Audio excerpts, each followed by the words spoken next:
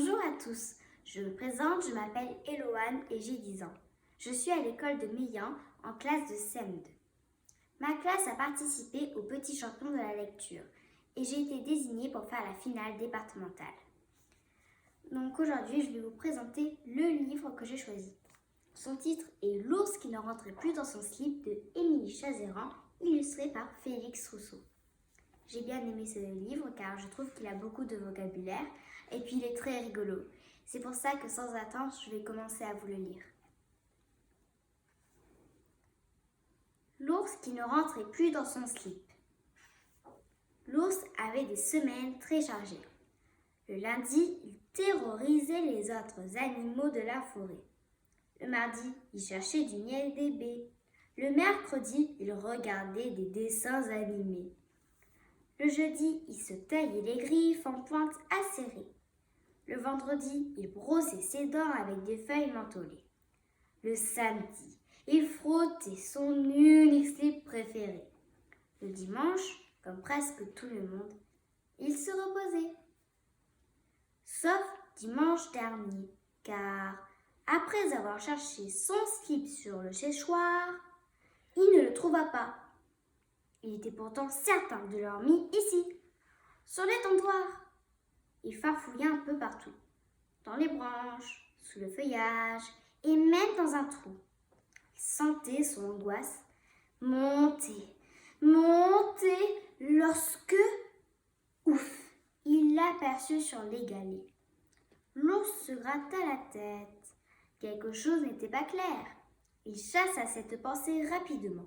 L'important était d'avoir retrouvé son précieux sous-vêtement. Mais l'ours n'était pas au bout de ses peines. Il allait se produire un malheur extrême. Il ne rentrait plus dans son slip. Après avoir passé ses 2 pattes velues, il avait beau tirer, ça ne montait plus. Son slip coinçait au genou et ça le rendait fou. Il tenta d'assouplir le tissu, mais il entendit un crac très net. Je vais le déchirer si je continue. L'ours s'interrogeait. Avait-il plus mangé qu'à l'accoutumée?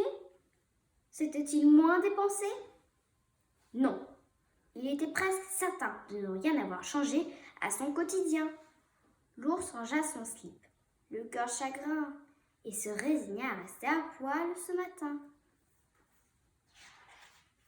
En allant pêcher à la rivière d'à côté quelques poissons bruns pour le petit déjeuner, il observa son reflet troublé. C'est vrai qu'il avait de larges fesses, protégées de poils drus, et d'une belle couche de graisse. L'ours se vit soudain tel qu'il était, gros et grand, et gros et grand, mais surtout gros. Il regarda les autres animaux. Les écureuils, on voyait leurs os. Les renards étaient athlétiques, et les biches avaient une grâce fantastique. Pour la première fois, l'ours se voyait lourd et encombrant. Il se mit à énumérer tout ce qu'il trouvait en lui de laid. Son ventre n'était-il pas mou comme un flanc? Ses cuisses ne bleu-blottaient-elles pas en marchant? Voilà, cette lecture est terminée. J'espère qu'elle vous aura plu et merci de m'avoir écouté. Au revoir.